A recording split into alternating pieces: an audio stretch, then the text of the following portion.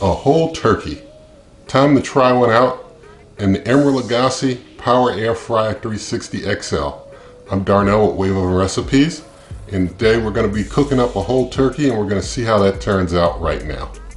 Okay, so what I have here, I'm going to brine this turkey. So I always like this Fire and Flavor brand of turkey brine mix, and nothing in this video is sponsored or anything of that such. But this Fire and Flavor type of turkey brine I usually like. I usually get the apple sage, but they didn't have that one, so I'm just trying their herb brine kit this time around. And so basically the ingredients to start with that brine, I've got 3/4 cups of sugar, 2 quarts of water, and I'm going to be using half of the brine mix in here because basically you use a half mixture because the turkey I have is between 11 and 12 pounds. So I'm going to get this brine stuff all mixed together, heated up and mixed, and I'll bring you back once it's time to get the turkey and all in and such. All right, so I've made up my brine, gave it time to cool down, and also for that brine I've got myself a 1/4 cup of apple cider vinegar. I've got myself 1 tray of ice, and I've got 1.5 quarts of water. Got my brine bag over there, and here's my turkey.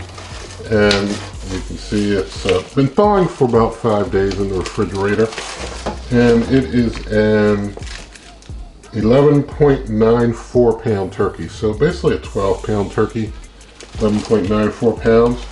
And so I'm going to get it out of its bag here. I'm going to get it into the brine bag with all the brine ingredients in there. And so I'll bring you on back once that's done. All right, so I've got my turkey in the brine bag with the brine and all, and although you're only supposed to use half of the brine mix for a 12 pound turkey and below, it looks like I probably could have made a little bit more of that brine to put in there initially, but at this point we're going to go with it. And so with it in the brine, basically let it go in the fridge and set in the brine for an hour a pound, so for about 12 hours. Then I'll get it out and start cooking it up. All right, so I've got my turkey here out of the brine, dried it off, and so what I've got is some 1/4 cup of canola oil mixed with an ounce of butter melted together here. I've got my applewood smoked sea salt. I've got some black pepper that I'll be freshly grinding. Got a little poultry seasoning back there that I'll also be putting onto the turkey. So I'm just getting this open, getting my iGrill 2 turned on, and going to be putting a meat probe. Going to be trying the breast and the thigh meat. And so to start, just going to go ahead and get it well covered with the butter and oil. So just kind of mix that up and slather it on all over the turkey. I'm just going to do the top side. I'm not going to try and season and do underneath. I'll just let the underparts catch whatever drips off onto them, and we'll let that suffice for its seasoning on the bottom parts of the turkey. So just getting this poured all over. And I've also, as you can see, I've trussed this turkey with some cooking twine. Just did a light trussing since I'm not going to have it on a rotisserie or anything of that sort. Just going to have it setting in there, cooking away. So I'm going to start with my seasonings. I'm just going to put some salt on, give it a little extra flavor with the smoked sea salt. And smoked salt, you know, it doesn't give a whole lot of smoky flavor, just a very small touch. I mean, barely noticeable touch of salt flavor. I mean, smoke flavor to it. I'm going to go ahead and put some of this poultry seasoning on here as well. Probably going to exhaust my container of poultry seasoning on it. Just get it covered all over the top. It gives a nice little coloring, this orange colored seasoning. And nothing in this video sponsored, if I didn't already say that earlier. Just getting it fully coated. Put some more on here. Get some over on the sides. Over on this side here. Alright, so just exhausted that. I'm going to get some black pepper coated on it. Gives a little more flavor to things. A lot easier using a pepper grinder that's automatic than a hand crank grinder that you got to crank by hand. Especially when you do a lot of this cracking of black pepper.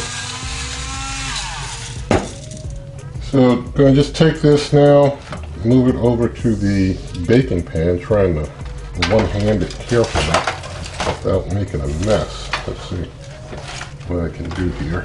All right, get it in there like that. So we got it on the baking pan. Now I'm going to get the Emeril Lagasse Power Air Fryer 360 XL turned over to roast. So I'm going to roast. And now I'm going to up the temperature to 360 degrees Fahrenheit. And I know you might see a recipe from Emeril for turkey recommending 350, but for this XL, I found it sometimes needs a little more for things like this. So I'm giving it 360 degrees Fahrenheit. And I'm upping the time to 3 hours. You may see some recipes that recommend about 2.5 hours for a turkey this size, but I'm giving it 3 just in case. And going to go ahead and hit start. Let things preheat. While they preheat, I'll get these meat probes into the breast and thigh meat so that we can track how things are doing. And I think this one is probe 1 here. Let me check. Yeah, this is probe 1. So we'll get probe 1 into this deep in the breast meat, kind of like down till you hit something. Well, I'm going to see, can I get it another spot a little deeper? I don't want to make too many holes in my breast, but all the same, I want to get a good spot, but you know, not a spot that I stop at, but kind of can get in deep. So that's a good breast meat spot. The thigh meat, we'll see how I do with that. We'll see how I do with the thigh meat. So getting a probe in the thigh, I'll just stick this one down here into the thigh.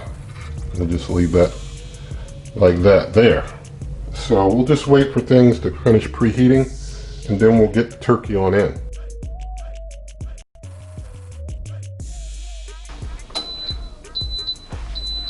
Alright, our preheat's done. Gonna hit the pause button, turn back to my full 3 hours of cooking time.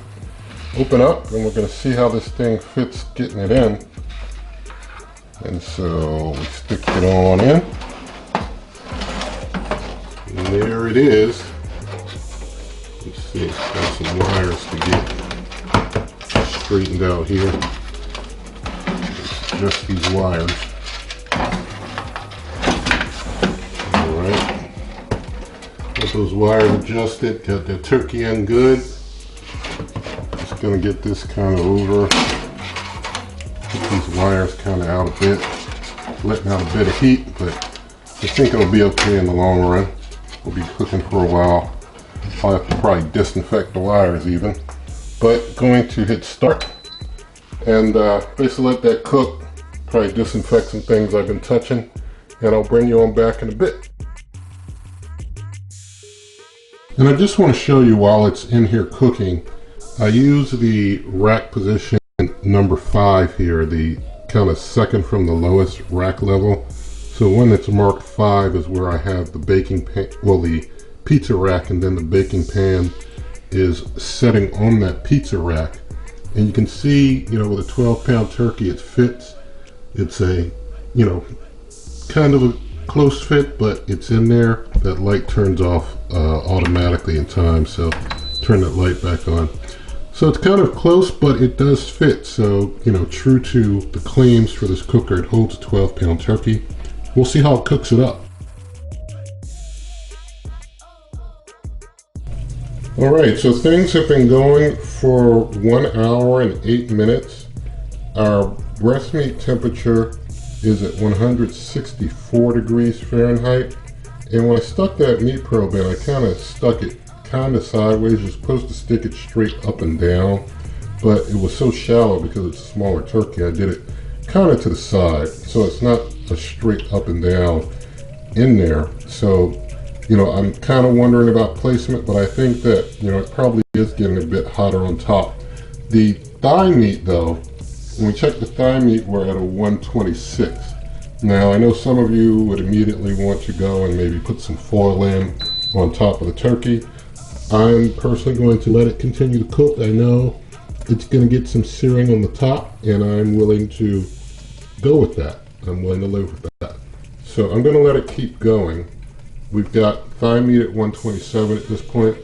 I'm going to wait until that thigh meat hits the 165. That's when I'll pull the turkey.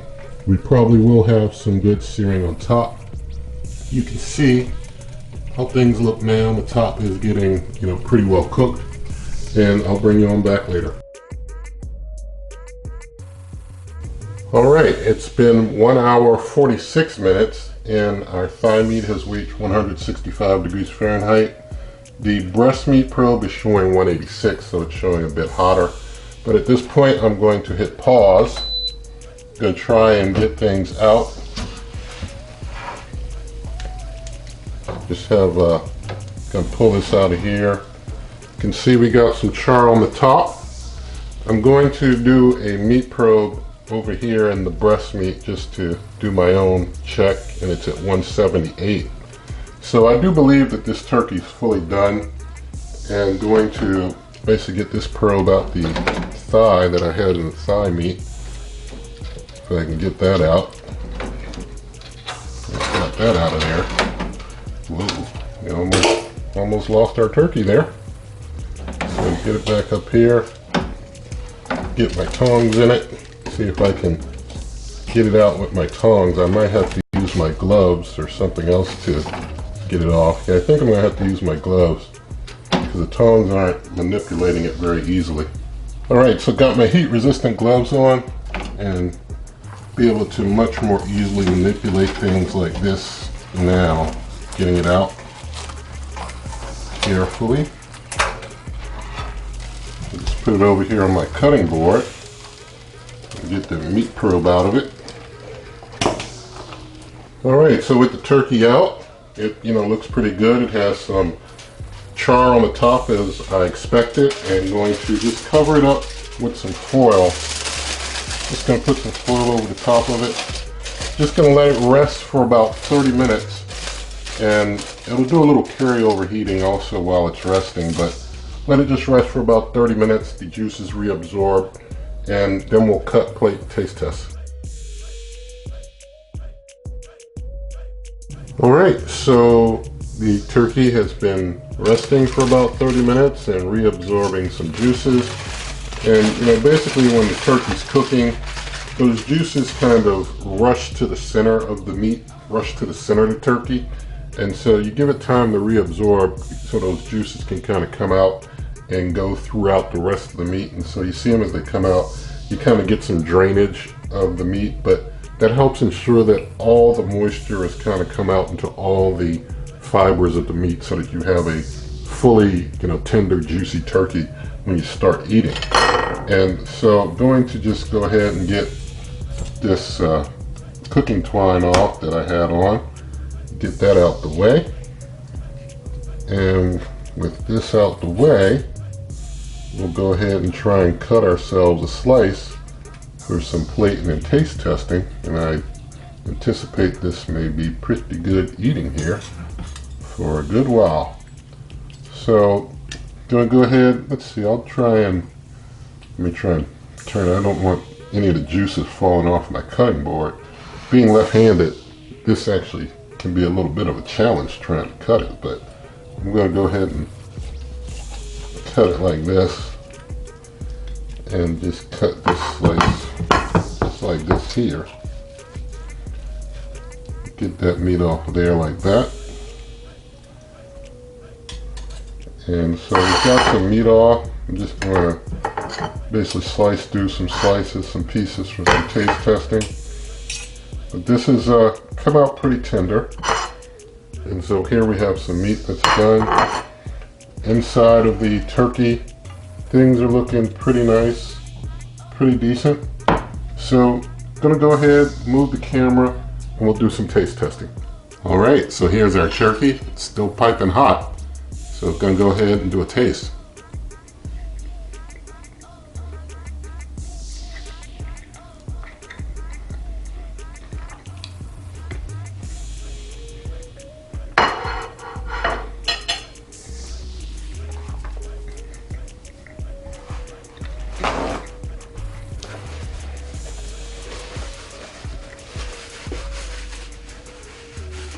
Just had to rip off some paper there, by the way.